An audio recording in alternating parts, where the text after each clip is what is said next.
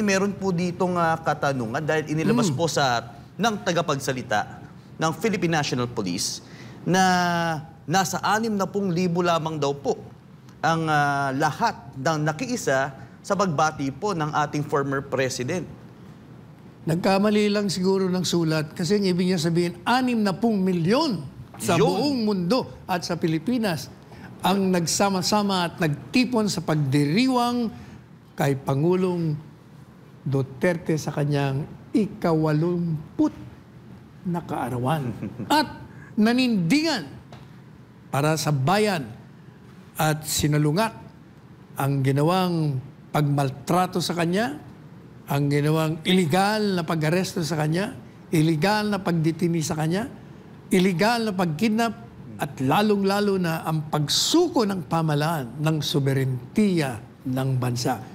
Hindi 60,000 no ang ibig niya sabihin. Nagkamali lang. 60 million no ang gusto niya sabihin.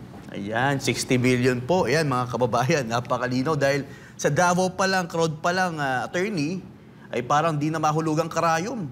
Sa sobrang dami. Isipin mo, yan dami yan, 50,000. Nakikita ko sa screen. Tingnan niyo sa screen. So, yan. Yan, napakalinaw. So, hindi maipagkakaila ng ating mga kababayan na lumalabas sa ating mga video, sa ating social media. Yan po ang patotoo po na ang mga Pilipino po ay nagsama-sama at hindi daw po 60,000, 60 milyon po ang nakiisa sa pagdiriwang po ng ating former president. Yan po ang nabanggit po ni Attorney Sal Palelo. Yan.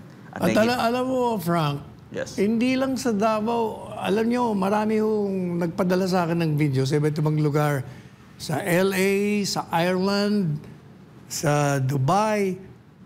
In fact, galing ko ako sa Ormoc City. May malaking rally din doon. Yung grupo nila, Mayor Gomez at Congressman Richard Gomez at Mayor Lucy Torres. Doon tayo nag-celebrate, doon tayo nanyaya magsalita. At ubod ng dami. Maniwala kayo. Ipi-play namin bukas kasi ang dami. Hindi natin malaman kung anong uunahin natin. Sa dami. Yan ang nangyari sa Liwasang Bonifacio, sa Mindiola, sa Paco Arena. Ang dami rin doon. Sa Nueva Ecija, sa Pampanga, sa Baguio. Kaya yun ang sinasabing 60,000. Nagkamali lang ho talaga siya. Ang ibig niya talaga sabihin, 60 million Filipinos all over the world yan. All over the world. Correct. Kasi, attorney, every city pa lang halos maraming syudad ang talaga naman nag-conduct sila ng kanilang mga rallies. At every syudad is libo-libo. 2,000 mahigit. Ilang city ang mayroon sa Pilipinas. Idadagdag mo pa sa iba't ibang bansa. Kaya nabanatan sila ni Bubi Tiglao sa kanyang kolong kanina. Dahil itong dalawang dyaryo, yung Inquirer sa Philippine Star, sa halip na headline. Ako, ibang hinheadline nila. At para pareho pa daw mga sinasabi tungkol sa US yata kung saan yun. Pero wala, inignore nila yung milyong-milyong Pilipino na nagdiwang at nanindigan sa buong mundo. Buong mundo. Sabi ko nga doon sa rally sa Ormoc, never in the history of this country that a president has that kind of following and celebration of his birthday. Wala. Tingnan nyo, magmula pa sa Quezon, lahat. Sino pa ba? Osmeña. Sino pa? Quirino, Magsaysay, Macapagal, Marcos, Aquino, sino pa? Estrada, Ramos, Cory, lahat yan. Wala. Kahit na birthday ng ating Pangulo ngayon, meron bang ganun? Wala. Duterte lang yun, si Duterte. Bakit? Sapagkat tumalab talaga sa isipan at sa puso ng mga Pilipino ang mga legacy, ang mga itinayo niya. Ang lahat ng mga ginawa niya talagang napamahal siya. Kaya nung ikinulong siya, yan, naglabasan lahat. Kaya hindi tayo magtataka kung siya'y tatanghalin bagong bayani ng mga listahan ng mga bayani dito sa ating bansa. Correct, attorney. At nakikita nga natin, patuloy po nating ipiniplay ang hindi mapasinungalingang video footages ng pakikisa ng mamamayang Pilipino sa iba't ibang sulok ng mundo. At dito po, attorney, makikita rin po natin ang nangyaring candlelighting. At hindi lang po yan, attorney, dahil sa kabila po ng ulan at kung ano-ano pa man ang kanilang sinapit, ay hindi po sila umalis. Ito yung nagpapakita yan. Kahit nabasa po sila sa ulan, kahit malamig, ay talaga naman po sila yung nag-sacrifice. Saan lugar yung umuulan na yan? Yan, Pagadian. Pagadian pala yan. Congratulations, Mayor Sammy Uy. Ang galing mo. Tama yung pangako mo sa akin, ha? Magaling. Pati si Kunsyal Allen. Kahit na kalaban sa politika, sumama dyan. Magkakalaban sila, ha? You know, sinasabi ko, na whether you're pro-Duterte or anti-Duterte, you have to unite as one Filipino nation. Kasi, yung sovereignty na ang nakataya dito, isinusuko eh. Kaya, pati tayo isinusuko. Hindi lamang si Pangulong Duterte sinusuko nito. Ang buong sovereignty natin. Kaya taon nyo, dyan sa Pagadian, magkakalaban niya sa politika, pero nagsama-sama sila. Napag-unite talaga, attorney. Ibang level talaga ang ginagawa ng ating former president sa mamamayang Pilipino. At meron din po dito ang katanungan, Attorney Sal. Ito po, kasunod ng 60,000 umano. Ito po, Attorney Sal, anong masasabi sa pagtaas ng survey ni VP Sara at pagbaba naman ng trust rating ni Bongbong Marcos? Mula sa dating 23%, bumagsak pa sa pinakamababang 14% ang trust rating kay Pangulong Ferdinand Bongbong Marcos Jr. Habang sumirit naman sa 63% ang distrust rating sa kanya, batay sa pinakahuling pahayag ng 2025 first quarter survey ng Publicus Asia.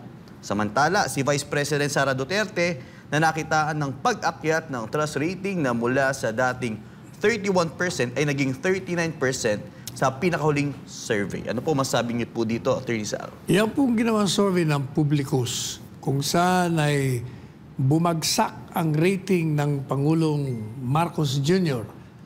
at lumipad naman, paakyat ang rating ng VP Inday Sara ay hindi na katakataka at inaasahan. Sapagkat yan po, mawalang galang na sa ating kaibigang presidente, that is a handwriting on the wall. Yan po ay nagpapakita na kung hindi po talaga magbago ang inyong mga pamamaraan sa pamamalakad ng ating bansa, maniwala kayo, mauulit ang nangyari sa ating kasaysayan na nakalulungkot, na ayaw nating mangyari, pero mukhang mangyayari pag hindi kayo nagbago, ang pangatlong pag-aalsa ng taong bayan. Sapagat alam po ninyo kasi hindi talaga may iwasan eh. Ang pamahalaan ay nilikha ng taong bayan upang ito'y magbigay sa kanila ng proteksyon at manilbihan sa kanila. Kaya nagluklok sila ng mga kinatawan nila dyan. Nagluklok dyan sa sangay ng ehekutiba, sa sangay ng lehislatura, sa sangay ng huridikatura, upang sila po ay magsilbi at bigyan ng proteksyon. Hindi yung sila pa ang magpapakanulo at magtataksil sa mga sinumpaan nilang oath nung sila ay naging mga public officials.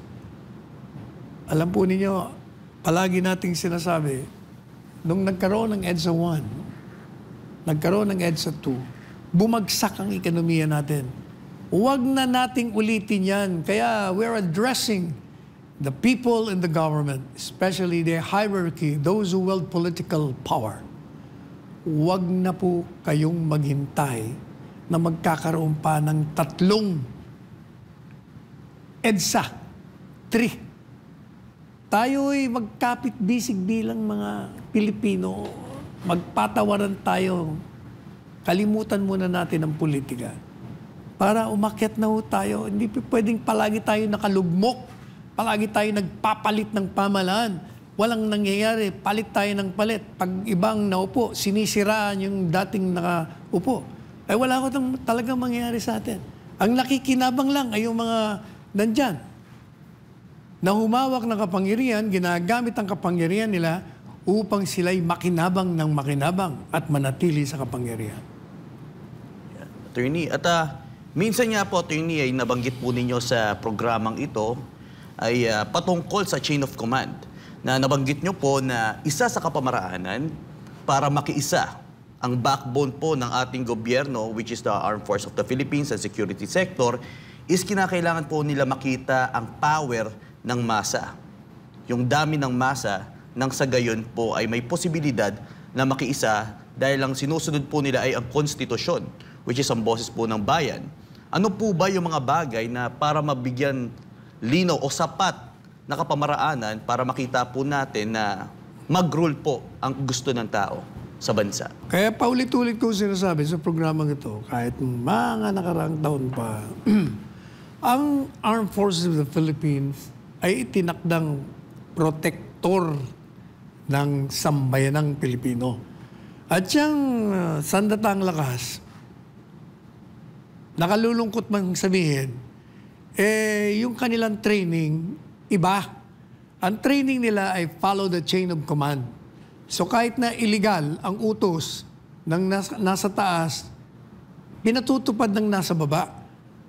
Kaya nga hindi ba ang panukala ko, dapat ang training nyo ay palaging loyal kayo sa saligang batas, sa batas. At pag ang nakatata sa inyo ay nag-order ng isang illegal na order, sa halip na patuparin nyo yun doon sa pinahuhuli niya, ang hulihin nyo, ang ikalaboso nyo, ibilanggo nyo, isakdal nyo, ay yung nag-utos. O yan po. Yan ang dapat na training, pero mukhang malabo dahil iba ang training. So, anong nangyayari? Ang nangyari sa mga sandatang lakas natin, bago sila kumilos, naghihintay sila na makita nila ang suporta ng taong bayan doon sa ipinagsisigawan nilang katarungan. At yan po yung nangyari sa EDSA Revolution. Nung makita nila na ang taong bayan ay lumakad, lumabas sa kalye, milyon-milyon, saka lang sila sumama, yung mga militar at mga pulis. Nangyari din yan sa EDSA. Nag-withdraw ng support nung makita nila ang taong bayan na roon. Kaya hindi yung malayo na pag ang mga tao ay lumabas sa kalye at nagsimula na nga lumabas, mapayapa. At pag nakita ng sandatang lakas, may problema talaga ang nakaupo. Kasi sabihin na, teka, mukha yata hindi na kayo sinusuportahan ng taong bayan. Kami yung mga protektor ng bansa. Paano po yan? Yan ang mangyayari dyan. Sana hindi ba karating sa puntong yan. Sana ibalik nyo na si Presidente Duterte dito sapagkat kayang-kaya nyo namang ibalik yan. Dahil kayo ang dumukot, kayo ang nagbigay sa isang dayuhan, pwede nyo kunin yan. Kayang-kaya. Kaya gawin nyo na para maging mapayapa tayong lahat.